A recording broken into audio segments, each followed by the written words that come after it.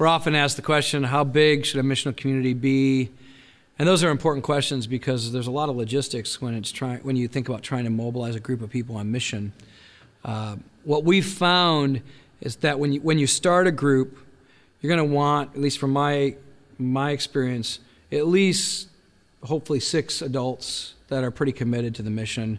You could probably do 4. I would strongly discourage you to get any less than that because it can really be taxing, especially if it's like a husband and wife trying to carry the leadership of a group all by themselves. What often happens is then we end up reproducing the old model, which is you just have a couple leaders that do everything for everyone, and it will burn them out eventually. I think that's actually why we even see a lot of leaders in churches experience burnout, is because they're trying to carry the weight of the mission all on their shoulders. So it's great if you can have 4 to 6 sharing it together, maybe 3 couples or several singles and a couple working together on mission. And when I say that number, I mean that's like a core number. Those are the people that, they're devoted to one another, they're devoted to this mission, they're willing to make the really hard decisions to reorient all of their life for the sake of this mission field.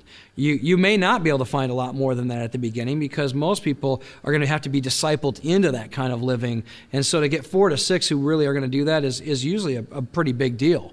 But if you can, which I recommend you do, then I'd encourage that those people devote themselves to forming what this mission is going to look like, how they're going to get on mission in the everyday life, how they're going to begin to order their lives together, who they're going to pull in with them, how they're going to help disciple the others that are going to kind of be that next layer, which is likely going to be some Christians who want to get on mission, but probably won't be able to be as fully devoted as maybe that core is.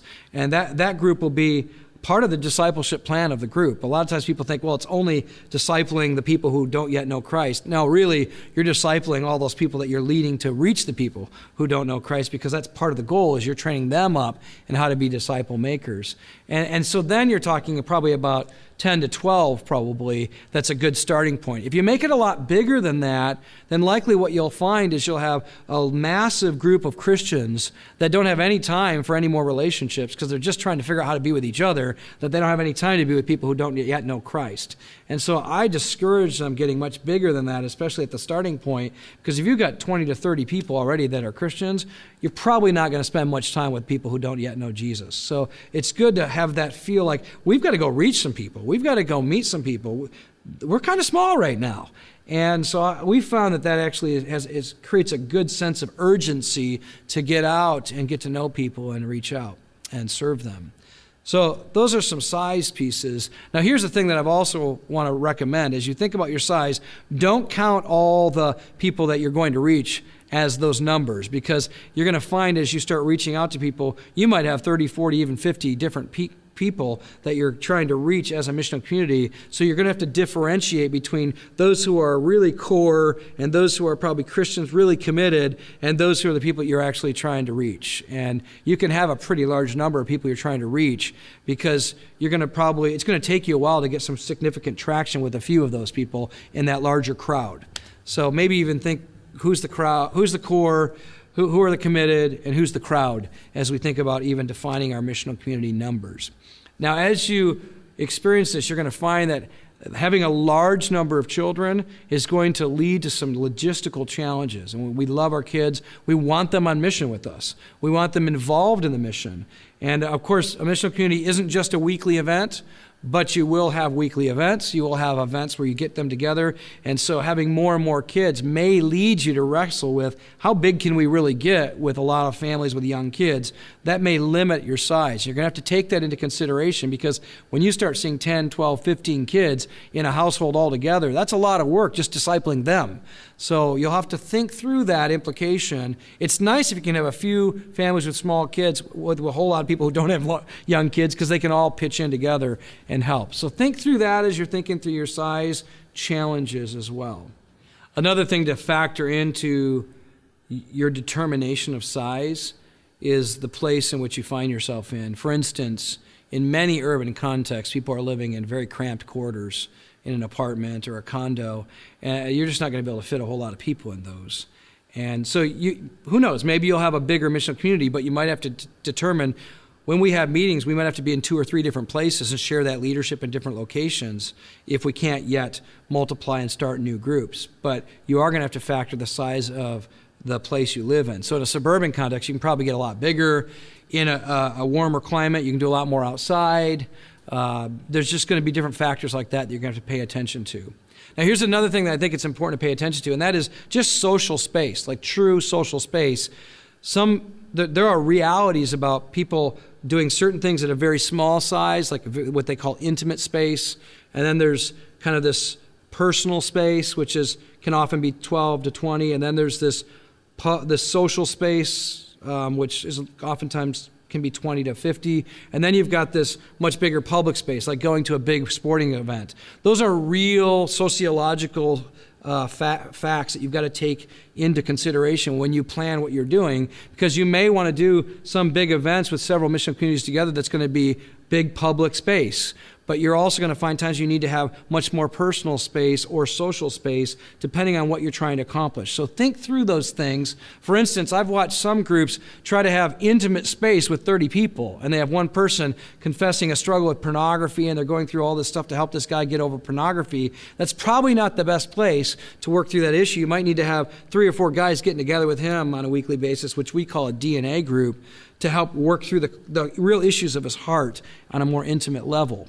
So think through real social space. That's just a reality you got to face in the culture we live in as people feel more comfortable doing certain things in different spaces.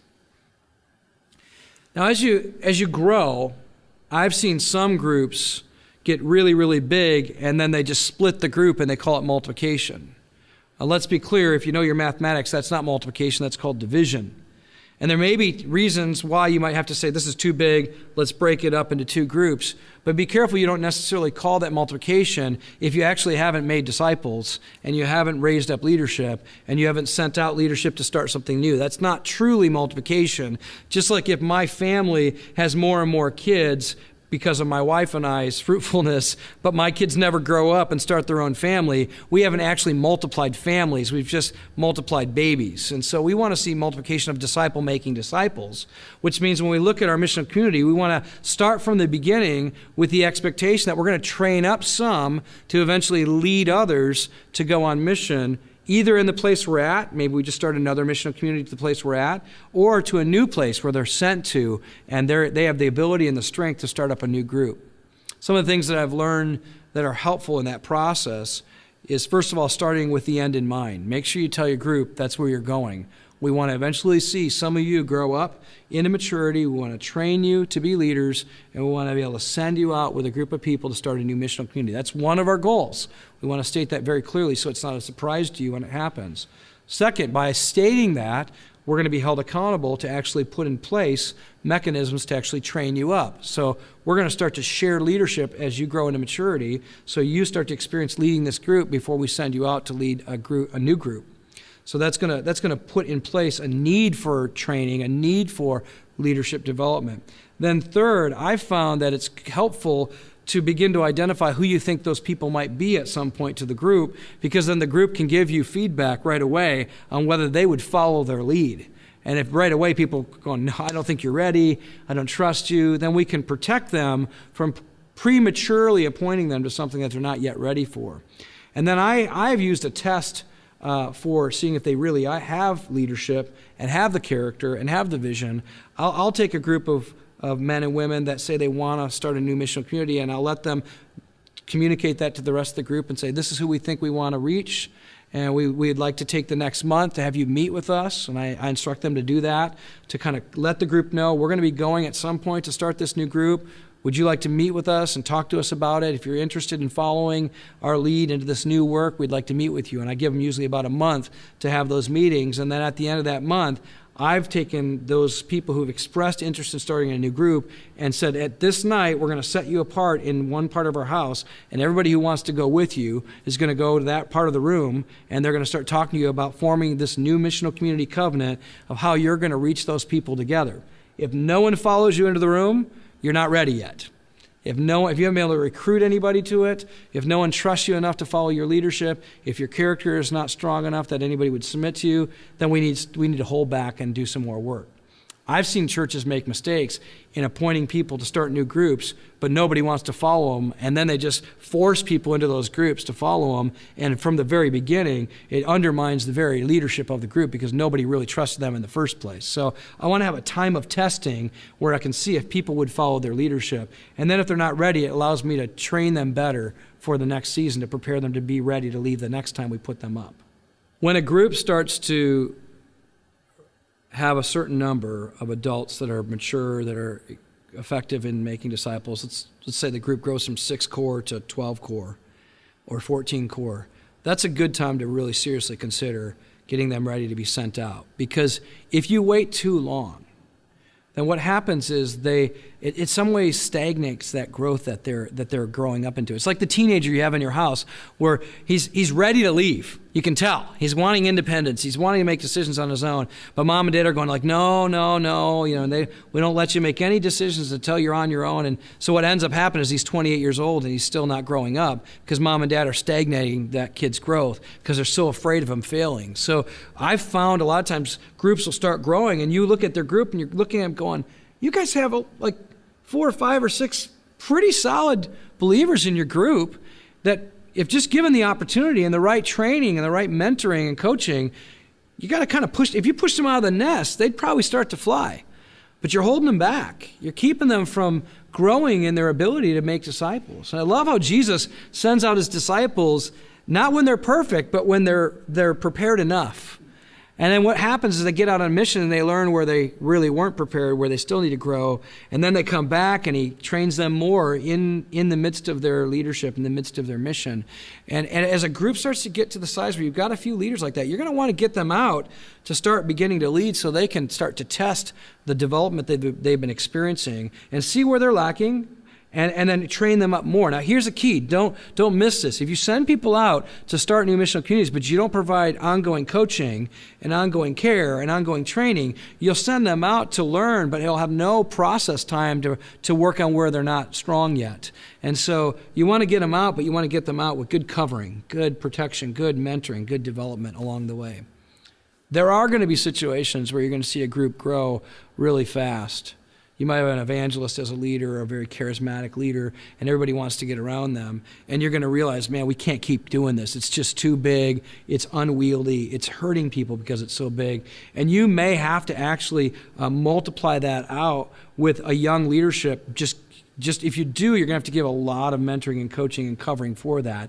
And I've seen some cases where that strong charismatic leader just meets in both groups. So they might go, okay, we're gonna break this up into 2 groups. I'm gonna every other week go to one group, then the other group, and keep mentoring you and training you. But we need to break this up into smaller groups that are a lot more manageable for the development for everyone in the group to experience.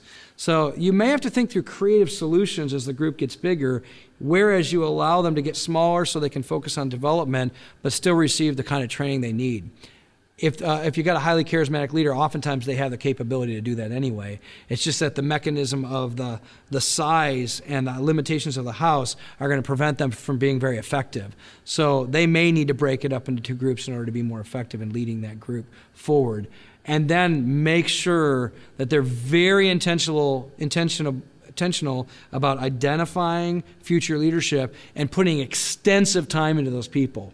A lot of times groups grow super fast, but they didn't put a lot of extra time in the few that could probably lead them. So in that shift, you're going to have to make extra space like in the morning or extra nights here and there, or maybe extended day or afternoon once a month where you really give a lot of extra time to those emerging leaders so that you can kind of fast track their development towards being able to lead eventually.